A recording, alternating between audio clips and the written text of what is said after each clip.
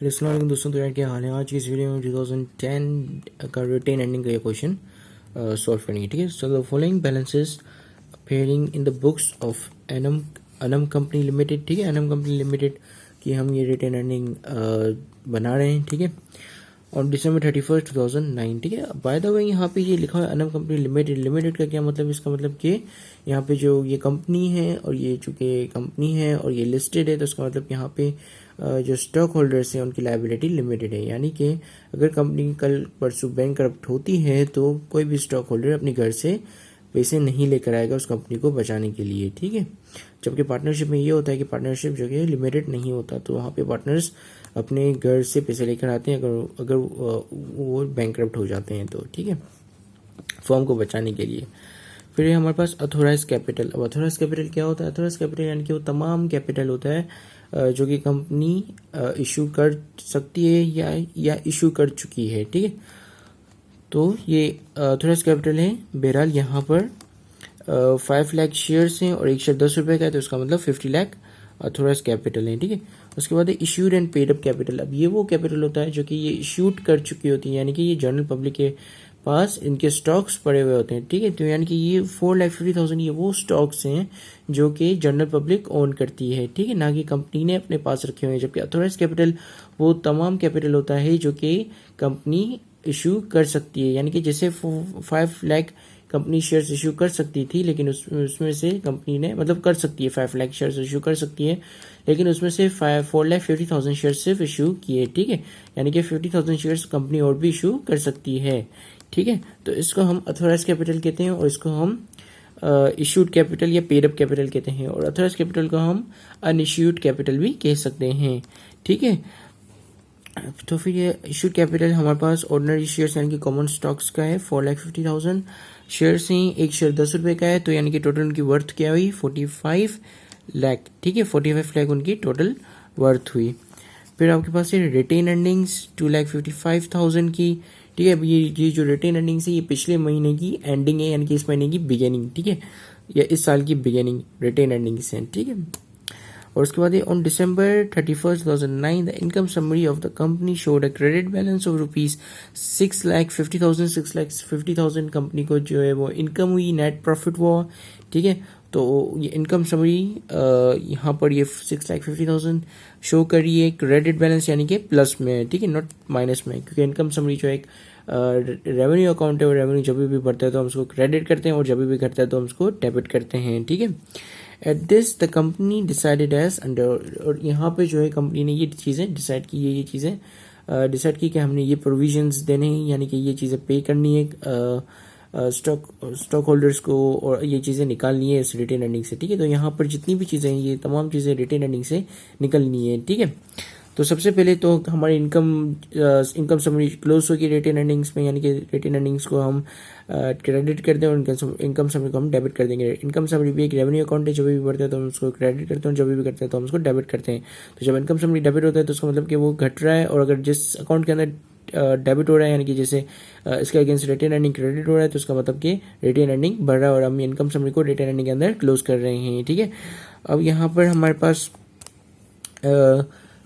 लिखा हुआ है कि to declare cash dividend of 0.5 rupees. ठीक है, 0.5 रुपीज़ का कैश डिविडेंड डिक्लेयर किया है पर शेयर। ठीक है, एक शेयर पे 0.50 पैसा दिया है। ठीक है, नॉट रुपीज़, पैसा, क्योंकि आठानी चारानी वाला पैसा। ठीक है, और ये दिया है, और 10% स्टॉक डिविडेंड दिया है। 10% किसका?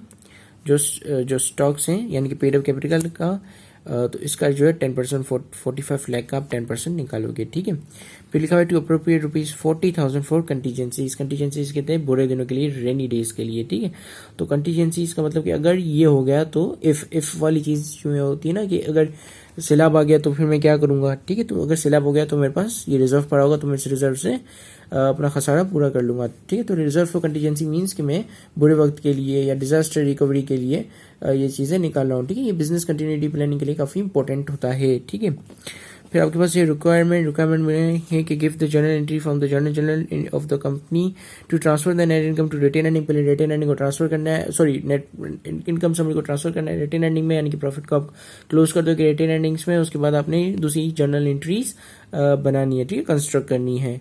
सो let start with our journal.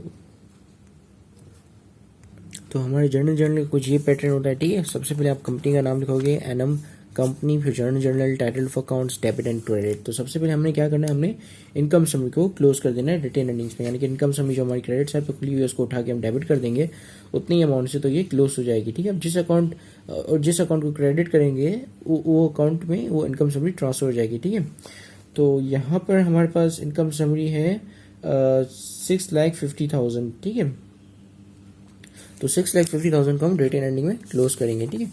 तो सबसे पहले हम यहाँ पे लिख लेते हैं, पहली ये हमारी पहली वो बनेगी journal. Let me just get a blue pen, ठीक है, मेरे आगे ब्लू पेन। तो इनकम समरी को यहाँ पे मैं उठा के डेबिट कर दूंगा, ठीक है। इनकम समरी पहले यहाँ पे क्रेडिट साइड पे खुली हुई थी, ठीक है। इनकम समरी 6,50,000 से, ठीक है, 6,50,000 से ये डेबिट हो गई। अब ये डेबिट जो है ये माइनस में आ गई, और यहाँ पर जो हमारे पास इनकम समरी जो पॉजिटिव में है कहाँ गई, ये रही 6,50,000 यहाँ पे ये पॉजिटिव में, ठीक है। यहाँ पे मैंने इसको नेगेटिव में यानी कि डेबिट साइड पे रिकॉर्ड कर दिया, तो इसका मतलब ये माइनस प्लस होकर जीरो हो जाएगी, इनकम समरी खत्म हो जाएगी, ठीक है। और उसको मैं किस अकाउंट में क्लोज करूंगा, रिटेन अर्निंग के अकाउंट में, ठीक है। तो यहाँ पे हम रिटेन अर्निंग्स लिख लेंगे, रिटेन अर्निंग्स, ठीक है, कितने से 6,50,000 से। अब ये चीज़ ये शो करिए कि जो इनकम समरी वो क्लोज हो गई है रिटेन अर्निंग में, यानी कि उसका जो बैलेंस था 6,50,000 वो भी किसमें शिफ्ट हो गया, रिटेन अर्निंग्स में शिफ्ट हो गया, ठीक है। अब हमारी दूसरी एंट्री में हम कैश डिविडेंड देंगे, और कैश डिविडेंड जो है वो एक शेयर पे यानी कि एक स्टॉक पे हमारा कितना कैश डिविडेंड है, एक शेयर पे कंपनी ने पे किया है 0.50 पैसे पे किए हैं, ठीक है। और टोटल नंबर्स ऑफ शेयर्स कितने हैं, टोटल नंबर ऑफ शेयर्स हैं 4,50,000, ठीक है। 4,50,000 ये वो शेयर्स हैं जो कि स्टॉक होल्डर्स के पास हैं, ठीक है, जिनके जो ऑनर्स हैं वो जनरल पब्लिक है, ठीक है। तो जिसकी वजह से हम पेड अप कैपिटल के ऊपर ये पेड अप कैपिटल को मल्टीप्लाई कर देंगे 0.50 से, ठीक है। ठीक है, तो पेड अप कैपिटल हमारा 4,50,000, इसको मल्टीप्लाई कर देंगे 0.50 से, ठीक है, क्योंकि 0.50 पैसा कंपनी ने एक शेयर पे डिविडेंड दिया है, ठीक है। तो जब एक शेयर पे 0.50 पैसा दिया है, तो जो टोटल नंबर्स ऑफ शेयर्स हैं पेड इन कैपिटल जो इशू कर चुकी है कंपनी, शेयर होल्डर्स जिनकी जो ओनर्स हैं वो जनरल पब्लिक हैं, और वो जो स्टॉक एक्सचेंज में ट्रेड हो रहे हैं वो उन शेयर्स पे वो टोटल नंबर्स ऑफ शेयर्स कितने हैं 4,50,000। तो 4,50,000 को जब हम मल्टीप्लाई करेंगे 0.50 से, तो हमारे पास आ जाएगा 2,25,000, ठीक है। तो यानी कि कंपनी ने कैश डिविडेंड दिया है 2,25,000, और ये डिविडेंड पेबल है अंटिल अनलेस कंपनी पेड नहीं कर देती है उनको, ठीक है। सो हम यहाँ पे रिटेन अर्निंग को डेबिट कर देंगे, जो कि ये शो करेगा कि रिटेन अर्निंग कम हो चुकी है, ठीक है। तो retain earning as a revenue account को जब भी हम डेबिट करते हैं तो वो जो है कम हो जाती है, ठीक है। तो यहाँ पे हम कैश डिविडेंड पेबल की वजह से यहाँ पे इसको डेबिट कर रहे हैं, तो उसका मतलब कि कैश डिविडेंड पेबल यहाँ से निकलेगा रिटेन अर्निंग से, ठीक है। तो ये रिटेन अर्निंग्स कितना था हमारा 2,25,000, ठीक है, 2,25,000, ठीक है। अभी दोनों साइड पे हमने लिख लिया 2,25,000। अब हमारा आ जाता है स्टॉक डिविडेंड। अब स्टॉक डिविडेंड क्या होता है, स्टॉक डिविडेंड यानी कि कंपनी जो है एडिशनल स्टॉक्स दे देती है कैश की जगह पे। लेट सपोज कि आपके पास कुछ शेयर्स है कंपनी के, ठीक है, चलिए 5 शेयर्स हैं, ठीक है, हम मान लेते हैं 5 शेयर्स हैं।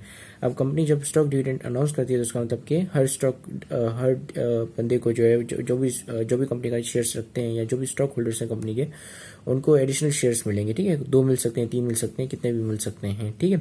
तो जैसे अगर आपके पास 5 है और आपको 2 एडिशनल स्टॉक डिविडेंड आ रहा है, 2 शेयर्स मिल रहे हैं उसमें, तो यानी कि अब आपके पास टोटल नंबर्स ऑफ शेयर्स कितने हो जाएंगे 6, 7, ठीक है। फिर अगर नेक्स्ट टाइम फिर उन पे जो कैश डिविडेंड आएगा तो फिर 2 एडिशनल शेयर्स पे भी आ जाएगा, ठीक है। It's just like when you से योर बॉस टू पे मी इन इक्विटी, तो it's the payment in equity, ठीक है।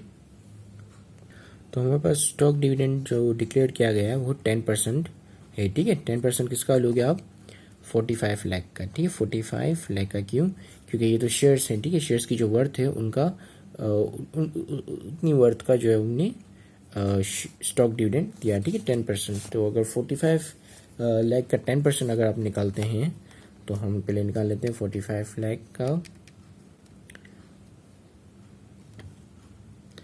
10%, तो ये आपका आएगा 4,50,000, ठीक है। तो 4,50,000 के उन्होंने स्टॉक डिविडेंड दिए, ठीक है। तो हमारी जो तीसरी एंट्री बनेगी वो उसमें हम रिटेन अर्निंग को फिर से यहाँ पे डेबिट कर देंगे, जो कि बता रहा है कि रिटेन अर्निंग कम हो गया है, ठीक है। कितने से? 4,50,000 से, क्योंकि हमने 4,50,000 क्या दिया, हमने स्टॉक डिविडेंड दिया, ठीक है। स्टॉक डिविडेंड कितना? 4,50,000, ठीक है। फिर आखिरी हमारी एंट्री बनेगी रिजर्व फॉर द कंटीजेंसीज, जो हमने कंटीजेंसीज के लिए बुरे वक्त के लिए रिजर्व निकाले, ठीक है।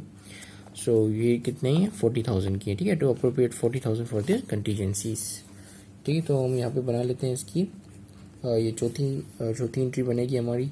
इसमें भी हमारी जो रिटेन अर्निंग्स डेबिट साइड पे होंगी, क्योंकि रिजर्व भी रिटेन अर्निंग से ही निकलेगा, ठीक है। तो रिटेन अर्निंग्स यहाँ पे हमने 40,000 से डेबिट कर दी, और इनके अगेंस्ट हम रिजर्व फॉर कंटीजेंसीज क्रेडिट कर देंगे, ठीक है। तो ये आ गया 40,000, ठीक है। तो इसी के साथ ये वीडियो ख़त्म होती है। Thank you very much for watching this video and have a great day and अल्लाह हाफिज़।